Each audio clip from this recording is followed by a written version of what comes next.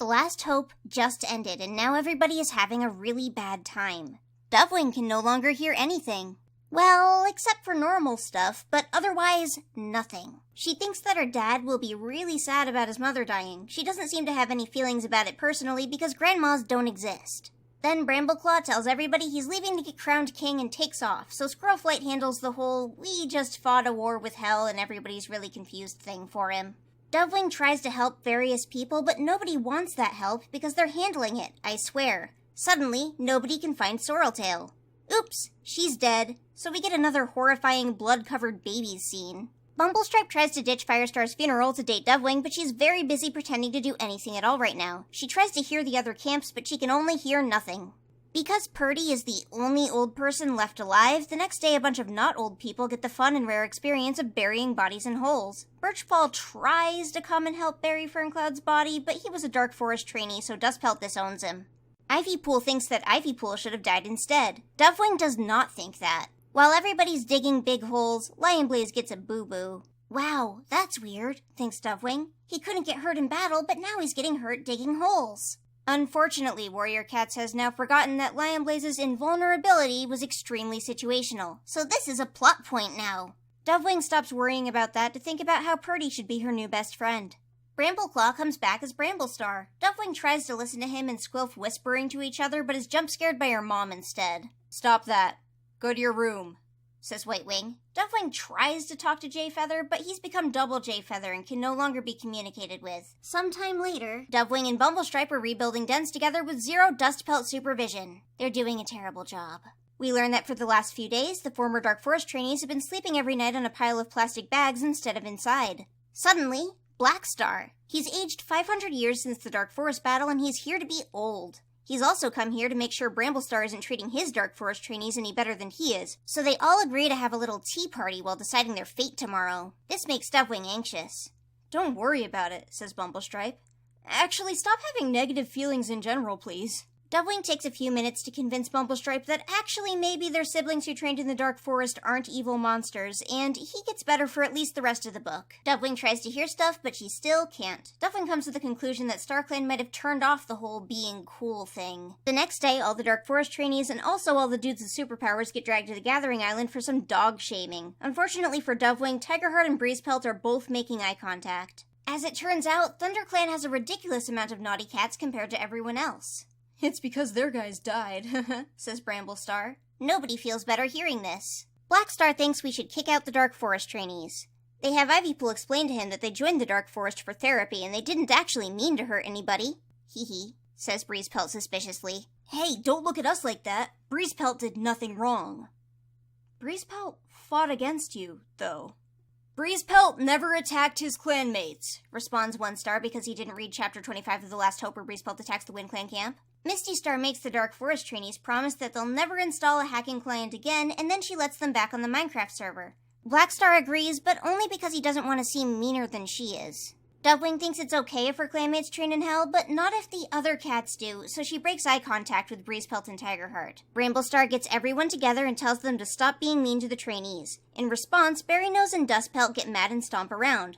Poppyfrost goes, they might have a point, and Moonkitty is in agony. Break up with him. You can do better. He's influencing you in ways that you could never understand. Dovewing also sucks at hunting now that her superpowers have dissolved, so she confronts Lionblaze about it. Lionblaze makes a few confused noises in response, so she immediately beelines back to Jayfeather again. She tries to talk to him, but he's busy saving dying Foxleap. "Go away," says Jayfeather, killing Foxleap instantly with his tone of voice. So Dovewing goes away. She has run out of real people to confide in, so her new best friend is Purdy. Sandstorm catches Mystery Disease. How long after these events does this happen? No idea, but she's had Mystery Disease for 3 days and nobody can sleep. "Let's make Sandstorm sleep on the pile of plastic bags," says Berrynose. Bramblestar thinks he might have a good idea there. Sandstorm responds by saying that she'll make Berrynose wish he was never born, so Berrynose, Poppyfrost, and their terrible babies are hanging out with Purdy from here on out. Ivypool is suspicious. Dovewing doesn't think anything of this until Molepaw says, "Heh, smell you losers later," to Birchfall specifically and skateboards away. Now she is convinced that everything is terrible, actually. She tells her mom that everything sucks now and nothing will ever get better after hell attacked them. "It's been like 3 weeks, says Whitewing. Dovewing is unconvinced. On the way to the gathering, Berrynose gossips with Toadstep about how terrible Blossomfall and Thornclaw are. Dovewing kicks him in the face. Agree to disagree, says Berrynose. Blossomfall tells her to stay out of it because she deserves to be bullied, actually. So Dovewing trips and falls over. Bumblestripe catches her. How romantic. Immediately after this, she stares jealously at the ghost Tigerheart is flirting with, and then she goes back to liking Bumblestripe again when he's being vaguely nice to his sister. All of the leaders mumble a little on top of the saying things tree, and everybody goes home after 5 minutes of gathering, which is much shorter than their usual 12 minutes of gathering. And then everybody's sick, so Briarlight gets kicked out of the hospital. I mean, I've been able to sleep in a normal bed this whole time, right? Says Briarlight. Like, why was I living in here for the better part of a year anyways? But unfortunately, the Warrior's Den is so crowded that they've been really busy constructing Warrior's Den 2. Briarlight is sad, so Dovewing, being Purdy's new best friend, says that she's going to go stay with him and she can sleep in the Warrior Cat's den. Bumblestripe is not a fan of Dovewing being nice to his sister if it means less Dovewing. And then Briarlight makes a royal declaration that Lionblaze must retrieve her a feather pillow to sleep on. He cannot refuse. Dovewing tries to eat a single celery stick for lunch, but Leafpool takes it and makes her split an oversized turkey leg with a bunch of other people instead. Weren't you just sick? Purdy asks Sandstorm.